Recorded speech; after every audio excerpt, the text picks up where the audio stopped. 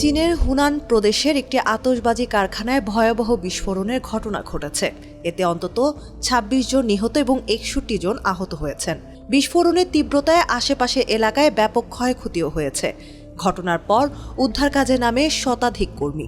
ঘটনার কারণ তদন্তের পাশাপাশি দায়ীদের বিরুদ্ধে ব্যবস্থা নেওয়ার নির্দেশ দিয়েছেন চীনের প্রেসিডেন্ট শি জিনপিং।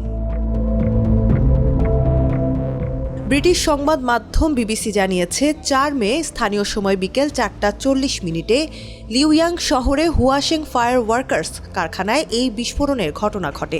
বিস্ফোরণের পরপরই উদ্ধার কর্মীরা কারখানার ৩ কিলোমিটার এলাকার মধ্যে থাকা সবাইকে নিরাপদ স্থানে সরিয়ে নেন।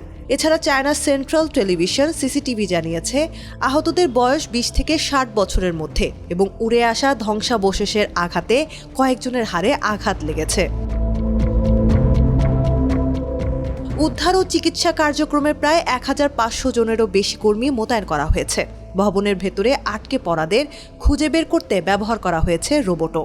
একই সঙ্গে দুর্ঘটনার কারণ অনুসন্ধানে নেমেছে পুলিশ। সিসিটিভি জানিয়েছে কারখানাটির দায়িত্বে থাকা ব্যক্তিদের বিরুদ্ধে নিয়ন্ত্রণমূলক ব্যবস্থা নেওয়া হয়েছে। স্থানীয় কর্তৃপক্ষ বলছে কারখানা এলাকায় থাকা ২টি গান পাউডারের গুদাম উদ্ধার কাজের সময় বড় ঝুঁকি তৈরি করছিল। তাই দ্বিতীয় দফা বিস্ফোরণ ঠেকাতে পুরো এলাকা আর্দ্র রাখার ব্যবস্থা নেওয়া হয়। বিবিসি জানিয়েছে বিস্ফোরণের প্রভাব এতটাই তীব্র ছিল যে কারখানার কাছাকাছি থাকা একটি আবাসিক ভবনের জালনার কাচ ভেঙে যায়। ঘটনাস্থল থেকে সম্প্রচারিত এক প্রতিবেদনে এমন তথ্য জানিয়েছে সিসিটিভি। এদিকে প্রেসিডেন্ট শি জিনপিং নিখোঁজদের দ্রুত খুঁজে বের করা এবং আহতদের সর্বোচ্চ চিকিৎসা নিশ্চিত করার নির্দেশ দিয়েছেন। পাশাপাশি দুর্ঘটনার প্রকৃত কারণ তদন্ত করে দায়ীদের জবাবদিহির আওতায় আনার কথাও বলেছেন তিনি। লিউয়াং শহরটি মূলত আতশবাজি উৎপাদনের জন্য বিশ্বজুড়ে পরিচিত।